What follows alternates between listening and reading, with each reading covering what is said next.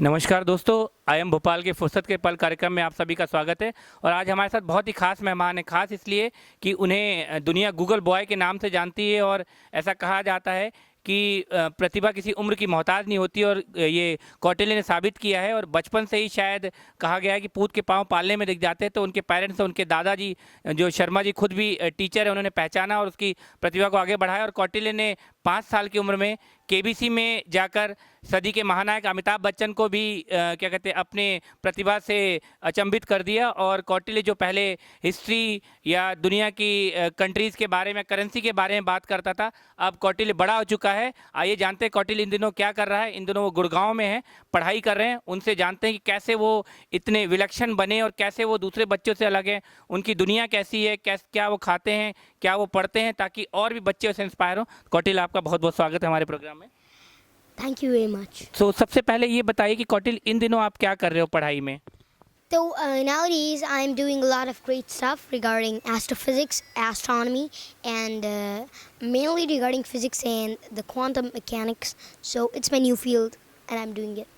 And you are studying, which class you are studying right now? I'm studying in 7th standard. Okay, so आप देख रहे हैं कि जो कौटिल्य जब यहाँ इसी भोपाल में और इस उत्सव मेले में जब पहले आए थे, तो वो बिल्कुल एक गंभीर और शांत थे और मस्ती चुलबुले बच्चे थे। लेकिन अब वो मैच्योर हो चुके हैं और उनकी एसेंट भी बिल्कुल अंग्रेजों की तरह नज़र आ रही है। और आप देख सकते हैं कि he is a very confident, अंग्रेजी भी उतने कॉन्फिडेंस के साथ बोल रहे हैं। तो हम कौटिल्य से बात करेंगे हिंदी में, क्योंकि बहुत सारे जो गांव में जो लाखों बच्चे हैं वो हिंदी में ज़्यादा कंफर्टेबल है। और आपसे हिंदी में जानेंगे कौटिल्य के बारे में। तो कौटिल्य बताइए कि अभी आप 7th स्टैंडर्ड में पढ़ रहे हैं, कौन से स्कूल में? उससे पहले मैं कहना चाहूँगा कि मैं चुलबुला ज़्यादा हो चुका हूँ। ऐसी बात नहीं है, but I am studying in GD Goenka world school Gurgaon में। मैं GD Goenka world school Gurgaon में पढ़ता हूँ और 7th स्टैंडर्ड में मैं वहाँ हूँ। सो मुझे ये बताइए कि शायद ऐसा सुना है मैंने कि आप 7th स्टैंडर्ड में हो और आपकी एज दादाजी ने अभी बताई 10 या 11 साल है। 11 साल में क्रिसमस ईव को हुआ हूँ, 24 दिसंबर। और आपका जन्मदिन भी एक महान हस्ती के एक दिन पहले आता है, अटल बिहारी वाजपेयी जी का भी जन्मदिन आता है। जी, उनका भी जन्म दिवस 25 दिसंबर को है। मतलब जो दिसंबर जाता हुआ नए साल से पहले एक बड़ा धमाका और एक बड़ा चमत्कार दुनिया में अटल जी आए और आप आए हो। तो मुझे ये बताइए कि चुलबुला, क्योंकि अटल जी तो बहुत महान थे, मैं तो बस अभी एक बच्चा हूँ। वे तो उन्होंने उनके जो काम थे, और वे तो एक महान पुरुष थे। वे उनकी तो तुलना कैसे कर सकता हूँ। और उनके जैसा तो मैं अभी तो नहीं, लेकिन मैं चाहूँ तो भी बहुत मुश्किल है। लेकिन मैं कोशिश करूँगा कि मैं उन जैसा थोड़ा सा भी कुछ कर सकूं। बिल्कुल, आपने देखा कि जो आपने देखा कौटिल्य जो बोल रहा है वो चुलबुला हो गया, लेकिन उतना ही वो मैच्योर है। वो जानता है कि किसी की तुलना किसी नहीं की आती। अटल जी अपने आप में महान थे, लेकिन कौटिल्य की भी बिगनिंग है और उसने कम एज में वो सक्सेस हासिल कर लिए जो शायद दुनिया में लोग पूरे जन्म हासिल नहीं कर सकते। कौटिल्य, मुझे ये बताइए कि जो एसेंट है, जो अंग्रेजी है, अभी मुझे अंग्रेजों जैसी नज़र आ रही है, ब्रिटिश, तो ये कहाँ से सीखी या कैसे? मतलब जो एसेंट आपका है, बिल्कुल आप बोल रहे हो, ये क्या, ये अंदाज कहीं सीखा या कैसे? ऐसा नहीं है, क्योंकि जो ये मेरा एक्सेंट है ये ना ही ब्रिटिश है, it's not even British, it's not even American, it's my own. ये कह सकते हो कि आप ये कौटिल्य एक्सेंट ही है, क्योंकि ये मेरा खुद का है और ना मैंने यहाँ का किसी को इसे सीखा है। वैसे जब मैं फॉरेनर्स की मिमिक्री करता था तो अपने आप में एक एक्सेंट डेवलप हो गया। तो this developed accent is my own. Okay, तो मतलब ये कौटिल्य एक्सेंट है जो कौटिल्य अपने अंदाज में बोल रहा है। तो आप भी यूट्यूब पे सीख सकते हैं, शायद कौटिल्य हो सकता है इन फ्यूचर ट्रेनिंग दे इसकी। मुझे ये बताइए कौटिल्य कि पहले आप जब आए थे भोपाल, या जब हमने आपको टीवी पे देखा था, केबीसी में देखा, आपके इंटरव्यूज़ देखे थे, तब आप कंट्रीज़ के नाम बताते थे, करेंसी बताते थे, वहाँ के जोग्राफिक एरियाज़ के बारे में बताते थे। Now what are you doing? अभी इन दिनों कौटिल्य क्या खोज रहा है और कौटिल्य क्या कर रहा है? I have moved very very ahead. मैं उनसे अभी बहुत आगे आ चुका हूँ और मैं क्वांटम फिज़िक्स, एस्ट्रोफिज़िक्स और एस्ट्रोनॉमी, इस टाइप की जो नए और बेटर फील्ड्स हैं, तो मैं उनके बारे में अभी रिसर्च कर रहा हूँ। और मैं रिसर्चेस भी दे रहा हूँ और मैंने अपने रिसर्च पेपर्स अपलोड भी किए हैं नेट पे। तो and they are getting a good response. So I am just heading ahead towards quantum mechanics and new aged physics. Can you tell me about in Hindi की व्हाट इज़ क्वांटम मैकेनिक, क्या होता है? हम जानना चाहते हैं जो नए बच्चे हैं, क्योंकि क्वांटम मैकेनिक्स या क्वांटम फिज़िक्स और एस्ट्रो पार्टिकल फिज़िक्स, ये सब it is all dependent on the particles, on the quantum. Quantum means, and quantum is kind of dimension, or you can say it's a scale, and on the quantum scale it means very small. So अब हमको classical physics तो काफ़ी पुरानी हो चुकी है, जो कि बहुत ही बड़े स्केल पे होती है, लेकिन अब हम बहुत छोटे स्केल पे कर रहे हैं काम, जो कि बहुत बड़ा और एक मेजर वर्क है, जिसके अंदर बहुत ही कम एंड डेवलप्ड है, लेकिन वो हम जो उसका स्केल है वो बहुत छोटा है, लेकिन वो उसका जो एक्सपेरिमेंटल स्केल है वो बहुत बड़ा है. तो quantum mechanics is just like new age physics, और उसके अंदर मैं एक्सप्लोर कर रहा हूँ ज़्यादा से ज़्यादा. तो ये जो रिसर्च पेपर आपने बताया जो आपने अपलोड किया यूट्यूब पे अपलोड किया है, यूट्यूब नहीं, गूगल पे. सो ये कहीं कहीं प्रेजेंट किया पेपर प्रेजेंटेशन कहीं any specific organisation any? See, like I've uploaded it on net and on PayPal, it's an organization. It's in like वहाँ researches हम दिखा सकते हैं अपने जो thoughts हैं. Actually वो मैंने वो एक thought है, तो मैंने वो PDF फाइल के ज़रिए दे रखा है. तो पहले Gmail और ऐसे ही उसको, तो मैंने ये मेरे कई हैं, एक नहीं है, मैंने 5-7 अपनी ऐसी करी हैं, and they're getting good response on net. सो अभी जो कौटिल्य पंडित जो नाम है, वाकई में पंडित शास्त्रार्थ से ज़्यादा वो अपना नॉलेज गेन कर चुका है. मुझे बताइए कौटिल्य, आपका रूटीन क्या होता है? सब बच्चे जानना चाहते हैं क्योंकि आपको देखते हैं एक्साइटमेंट होता है, आपके साथ फोटो करवाते हैं, क्योंकि वो देखते हैं कि यार जिस अमिताभ बच्चन से मिलने के लिए दुनिया तरसती है वो अमिताभ बच्चन कौटिल्य की तारीफ करता है, कौटिल्य के से इम्प्रेस होता है. तो ये कौटिल्य करता क्या है, इसका सुबह से रात तक का रूटीन क्या रहता है? तो वैसे मेरा रूटीन कोई फिक्स नहीं है, जो भी मेरा मन करता है मैं उस टाइम पे मैं वही करता हूँ, क्योंकि अगर जो भी आपका मन करता है और अगर आप वो करते हो तो आप इजीली उसके अंदर एक बहुत ही अच्छा काम कर सकते हैं, और बहुत थोड़ी सी देर में आप वो कर सकते हैं जो कि आप एक रेगुलर स्टेज पे बहुत ज़्यादा टाइम पे भी नहीं कर पाते. तो मैं जो मेरे को अच्छा लगता है, जो मेरा मूड के अकॉर्डिंग मैं करता हूँ, आई एम मूडी पर्सन, तो मैं अपने मूड के अकॉर्डिंग सेट करता हूँ अपना टाइम टेबल.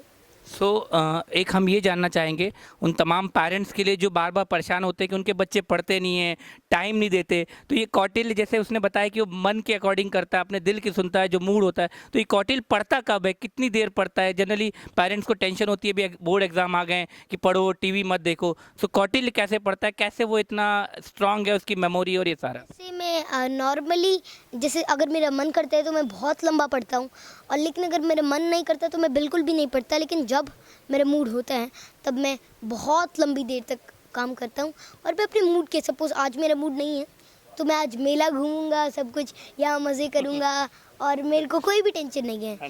लेकिन सपोज कल अगर मेरा मन करता है पढ़ाई करने का तो मैं लंबी देर तक पढ़ाई करूँगा.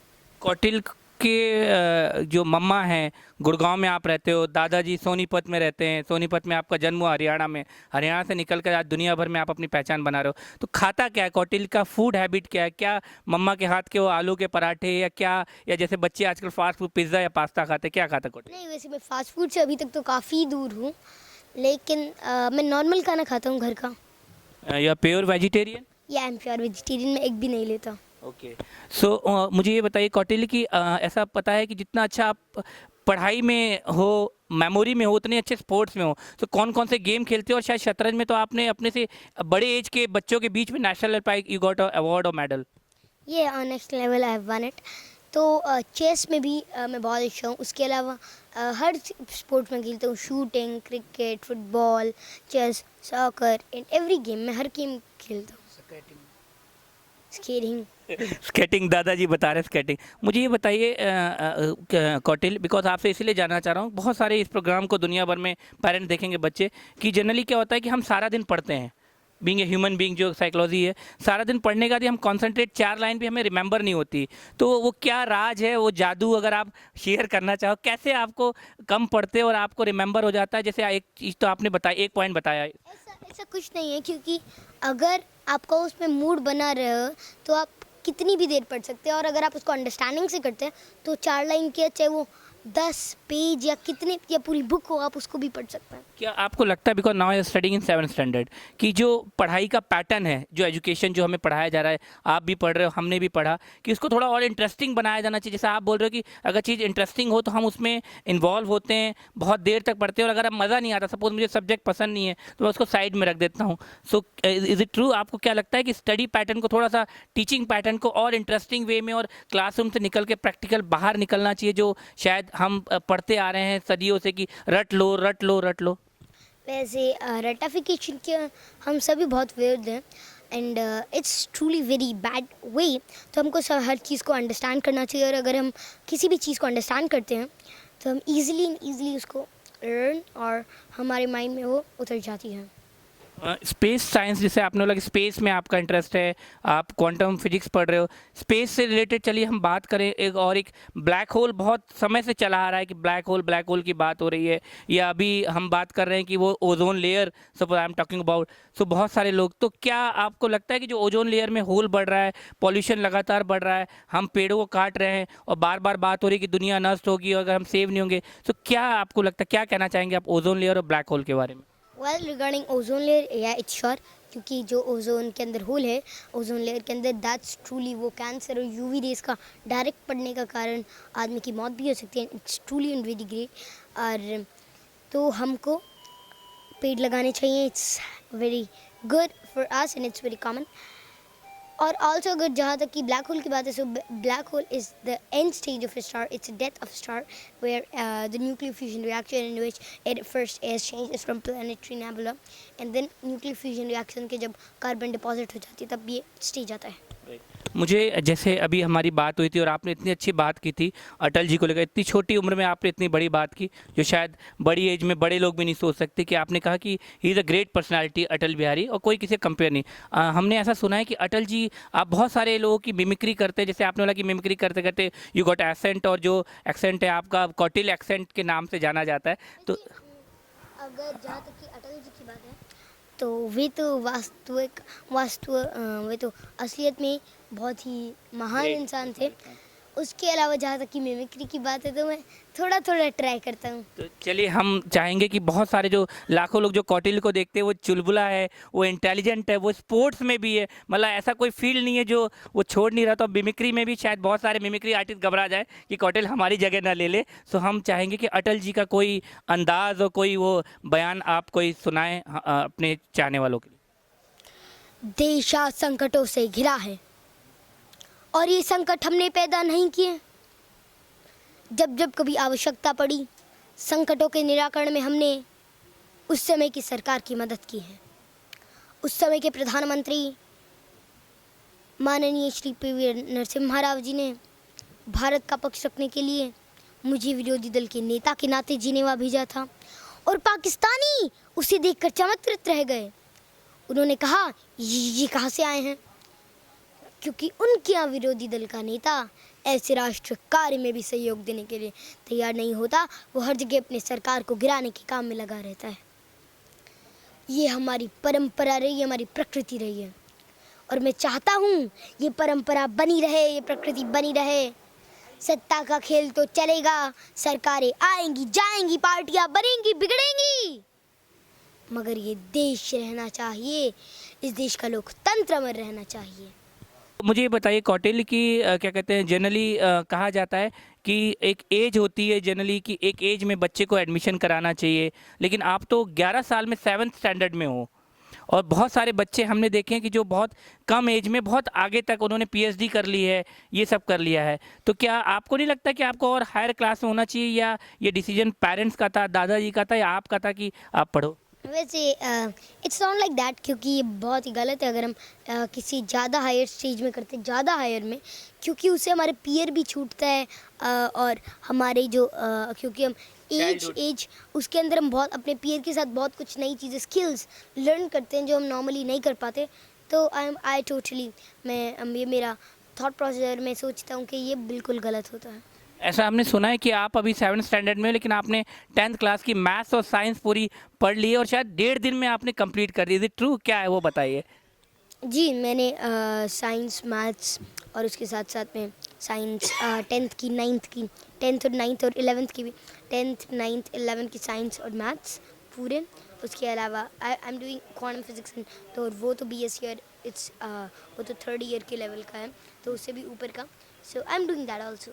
तो कैसे किया वो 1.5 दिन में? How it is possible? अगर आप अंडरस्टैंड करते चीज़ों को तो आपको उसमें रुचि होने लगती है, और अगर आपका उसमें रुचि होने लगती है, अगर आप उसको मज़ा आने लगता है आपका उस फील्ड में, तो आप इजीली, टाइम तो मैटर ही नहीं करता, आप बहुत कम टाइम में बहुत कुछ कर सकते हैं। क्योंकि इस बार अब हम आपसे वो नहीं पूछेंगे कि इस कंट्री का नाम क्या है, करेंसी का, अपना स्पेस का, तो what is the diameter of sun? So the radius of sun is 70 lakh kilometers. So it's what actually it is. The जो असली diameter है exact it's 1,39,456 kilometers. You know the C.V. Raman? Because can you tell me about C.V. Raman? Who is C.V. Raman and what he discovered? So C.V. Raman sir was a great scientist and he also got Nobel Prize for his extreme work in dynamic physics. And in that he did a lot of great things. For example, if you talk about the limits, and in the field of Jupiter and laser, also a bit, he did extremely hard and great work. एक बड़ा आता है कि gravity, गुरुत्वाकर्षण. Can you define what is the gravitation? आप उसको कैसे define करते हो, बिकॉज आप तो पढ़ रहे हो, रिसर्च कर रहे हो. So gravity is a gravitational force, and it is a pull by Earth, and not only by Earth. So the universal law, it is attracted by everything. So it's gravity is actually dependent on the mass of an object, because अगर उसका 0 से कम होता है तो वो नहीं करता. अगर उसका हम इनिशियल लेवल देखिए, इनिशियल जो उसका एग्जैक्ट पॉइंट है, अगर ग्रेविटी क्योंकि हम दोनों एक दूसरे को अट्रैक्ट कर रहे हैं लेकिन हमारा मास एकदम कम है, it is not seen. So it all happen like that. Suppose अगर हम एक इमेजिन करें, एज्यूम करें कि ग्रेविटी ना हो इस दुनिया में, तो क्या होगा? वेल लाइफ पॉसिबल ही नहीं होगी. उस वैसे कुछ भी नहीं होगा, लेकिन अगर हम देखें तो मे भी लाइफ कोई नए स्टेज पे भी होगी, ऐसा हो सकता है. लेकिन अगर हम अपनी लाइफ को देखें तो देयर वुड बी नथिंग. जैसे आपकी एज में बच्चे कार्टून देखते हैं, जैसे अभी आपने बताया कि आप खेलते हो, आप स्पोर्ट, दादाजी ने बताया ये सारे गेम खेलते हो, स्केटिंग करते हो, चेस भी खेलते हो, ये भी करते हो, आप पढ़ाई भी कर रहे हो, आपने रिसर्च पेपर अपलोड किया, और क्या करते हो? मतलब जो नॉर्मल बच्चे करते हैं उनकी तरह कौटिल्य और क्या करता है, क्या हॉबीज़ है उसकी जब फ्री होता है? मेरी बहुत सारी हॉबीज़ हैं, मैं सारे काम करता हूँ, मैं जो मेरे मूड के अकॉर्डिंग करता हूँ. फिर भी लाइक जैसे अगर शेयर करना चाहें. Reading, dancing, skating, there are lot. तो डांस क्या किसी पर्टिकुलर स्टाइल में, या कोई who is your favourite dance? Dancer सारी डांसर्स पसंद है. कौन, टाइगर और ऋतिक? सारे अच्छे लगते हैं. सारे. स्कूल में आप किसका परफॉर्म करते हो? स्कूल में क्योंकि मैं किसी की मतलब कॉपी नहीं करता, मैं नेचुरल डांसर हूँ, तो मैं अपना डांस करता हूँ. हम कौटिल्य के पास फिर आते हैं, लेकिन दादाजी मौजूद है जो खुद भी टीचर हैं, उनसे हम एक सवाल करते हैं. जब तक कौटिल्य ब्रेक लेंगे, और कौटिल्य के लिए ब्रेक की ज़रूरत नहीं, ही इज़ अ अमेजिंग गाय, सो फिर हमारे पास होगा. लेकिन हमारे साथ बैठे हैं शर्मा जी, हमारे साथ दादाजी हैं उनके, जे.के. शर्मा जी. हम उनसे जानते हैं कि सर ये क्या, जैसे कौटिल्य ने तो बताया, लेकिन 11 साल 10 साल की एज में 7th स्टैंडर्ड में, वही जो मैंने कौटिल्य सवाल किया कि, और जो बहुत सारे हम देखते हैं दुनिया में कि बच्चे कम एज में PhD कर रहे हैं, डॉक्टरेट कर रहे हैं, इसमें भी वो पोटेंशियल है, इसका भी IQ लेवल है, तो क्यों आपने नहीं सोचा कि इसको और हायर क्लास में होना चाहिए? क्या रीज़न था? देखिए, इसका जवाब तो कौटिल्य ने भी दे दिया है कि एक पीयर ग्रुप होता है. अब ये जो 7th में है, अब भी इसकी क्लास में इससे बड़े बड़े बच्चे हैं, और वो दूसरी जो दुनियावी बातें हैं वो इससे ज़्यादा जानते हैं. हाँ जी. और ये अगर 10th में हो जाता या 11th में हो जाता तो वहाँ तो और भी ज़्यादा वैसे बच्चे आ जाते. बिल्कुल. तो हम नहीं चाहते कि भाई इसका एज ग्रुप जो है वो इससे दूर हो, ताकि जो बच्चा एज ग्रुप में सीखता है वही बातें उसे सीखनी चाहिए. ये कब, बिकॉज जैसे एक कहावत है, बड़े बुजुर्ग, आप तो अनुभव उसकी वाकिफ़ हैं, कि पूत के पाँव पालने में दिख जाते हैं. आप दादाजी हैं, दादाजी के पास पोता सबसे क्लोज होता है. कब इसको पहचाना, और कब लगा आपकी फैमिली में कि बेटे को, बहू को या आपको, कि ये कुछ अलग है, ये मतलब वैसा नॉर्मल बच्चा नहीं है? एक्चुअली नॉर्मल ही है बच्चा. और कौटिल्य की 2 बहनें हैं, मृदुल और दीक्षा, वो भी इक्वली बहुत इंटेलिजेंट हैं. हाँ जी. मृदुल तो जब 3.5 साल की थी, तो मैं एक इंस्टेंस आपको बताता हूँ. वो मेरे साथ केरला, तमिलनाडु घूमने गई. हाँ जी. तो टीम हम ले गए थे एक टेनिस क्वाइट की. हाँ जी. उसमें एक दिल्ली की टीम थी, उसकी एक लड़की उसकी सहेली बन गई. शी वाज ओनली 3.5, और उसने अपना नंबर बता दिया उसको. एक हफ्ता बाद वो मेरे को कहने लगी, दादाजी मेरी सहेली से बात कराओ. मैं, बेटे बात ऐसे नहीं होती, उसके लिए टेलीफोन नंबर चाहिए, वो मेरे पास है नहीं. हाँ जी. बोले आप करो, मैं बताती हूँ. और उसने एक हफ्ता बाद वही नंबर बता दिया बगैर लिखे, बगैर लिखना जानती ही नहीं थी, जानती नहीं थी। रिकॉल करके और वो बता दिया। एक नहीं बल्कि वो 11 और दीदियों के नंबर थे उसमें। तो इस तरह उन पर ज़्यादा ध्यान दिया जाता था, इसको जेलिसी होती थी। ये कहता आप मेरे दादा नहीं, आप मृदुल दीक्षा के ज़्यादा दादा। मैं भी जो बच्चा इंटेलिजेंट होगा वो मैं तो उसका दादा हूँ। ये कहता तो आप मेरे को इंटेलिजेंट क्यों नहीं बनाते? छोटा हाथ है हाँ ये, जी। पेट पर पड़ा रहता, मारता रहता, मेरे को क्यों नहीं बनाते? हाँ। मैं तो पढ़ता नहीं। बोले आप पढ़ाते नहीं। हाँ जी, तो इसके अंदर एक क्यूरियोसिटी पैदा हुई कि भाई मैं भी इंटेलिजेंट बनूंगा। सकता और ये एक्चुअली एक और मैं इंस्टेंस आपको बताऊं हाँ जी, कि एक लड़की है जाह्नवी, आपने नाम सुना हो? जानवी हाँ, बहुत अच्छे एक्सेंट में जो है वो इंग्लिश बोलती है। हाँ जी, और उस टाइम कौटिल्य जो था वो उतनी इंग्लिश नहीं बोलता था जितनी जाह्नवी। तो इसके मन में जरूर ये पैदा हुई होगी कि तू, Inferiority की, हाँ, ये हाँ, कि मतलब तू जो है better। जाह्नवी से। हाँ, एक दिन हम गुड़गांव एक किसी के घर बैठे हुए थे, जाह्नवी भी थी, कौटिल्य भी, हाँ जी, और इसने उसके साथ बोलना शुरू कर दिया उसी। और उसके बाद कौटिल्य तो फिर जो है ऐसी अंग्रेजी, हाँ, और ये रुका ही नहीं। आप देखते हैं कि अब तो इंग्लिश में ही। तो जब बच्चे के अंदर ये चीज़ आती है कि मैंने कुछ करके दिखाना है बिल्कुल, और मैंने इससे आगे बढ़ना है, तो वो ज़रूर बढ़ता है।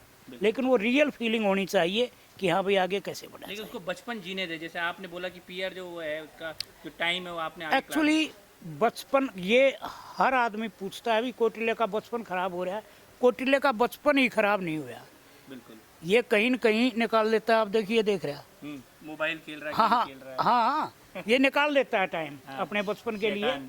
ये अभी वहाँ भी घूमया, चाट भी खा ली और सारी, तो अपनी ये चीज़ उसके लिए टाइम ये निकाल लेता है, बचपन को खराब नहीं होने देता ये। तो कोई भी बच्चा अपना सब कुछ कर सकता है।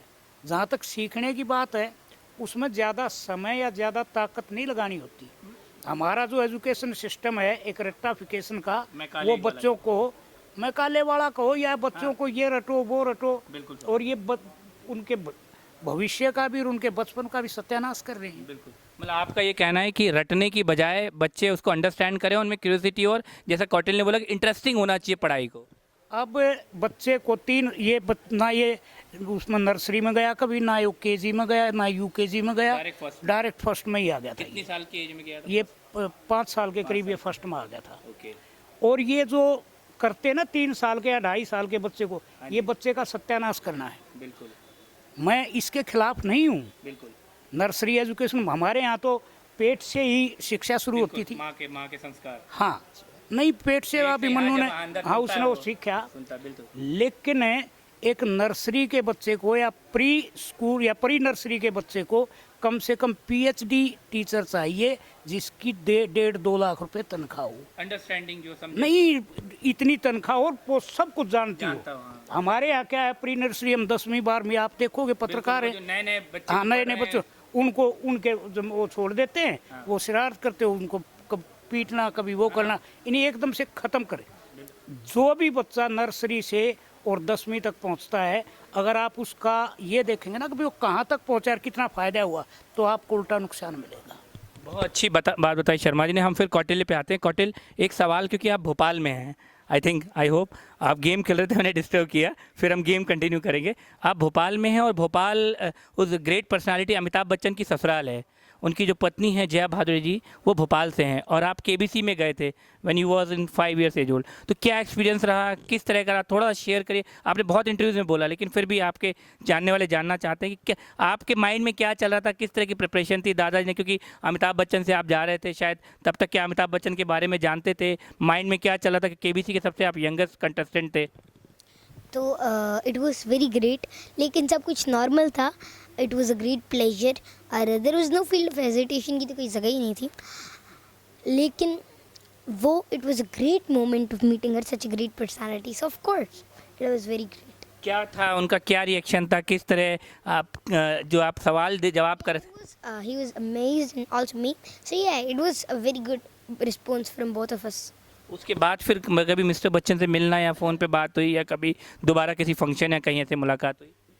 अभी तक नहीं। आपको क्या लगता है, क्योंकि उन्होंने बहुत अप एंड डाउन्स लाइफ में देखे हैं, बहुत स्ट्रगल भी देखा, और now he is a big personality, तो जैसे आपने बोला कि मैं अपनी एक अलग पहचान बनाऊंगा, तो कौटिल्य आगे बड़ा होकर क्या करना चाहता है? बहुत जल्दी ये सवाल है, अभी तो आप 7th स्टैंडर्ड में, लेकिन फिर भी एक फोकस है आप, तो शायद आप सोच रहे होंगे कि मुझे पर्टिकुलर फील्ड में जाना है। I want to be an astrophysicist why you move to that field, क्यों, क्या कारण है? because it is my field of interest. उसमें क्या आप डिस्कवर करना चाहते हैं, व्हाट बेसिकली इंटरेस्ट तो है? Give new researches, new theories, new explorations. Exploration specific any area of field? In astrophysics, like in also not only regarding astrophysics but also regarding quantum and particle physics. चलते चलते last सवाल, आप अपनी as के बच्चों से क्या कहना चाहोगे? आई एम नॉट टॉकिंग, पहले पेरेंट्स से और उनके बच्चों से जो आपकी एज के आपके दोस्त हैं, पहले तो पेरेंट्स के लिए क्या मैसेज देना चाहेंगे? So just let जो बच्चे को अपने मूड के अकॉर्डिंग करने दे, क्योंकि अगर वो अपने मूड के अकॉर्डिंग करते हैं तो वो थोड़े टाइम में बहुत अच्छी चीज़ें कर सकते हैं. और बच्चों को क्या कहना चाहेंगे? Just go on with your passion. If you go on with your passion, then good things will happen automatically.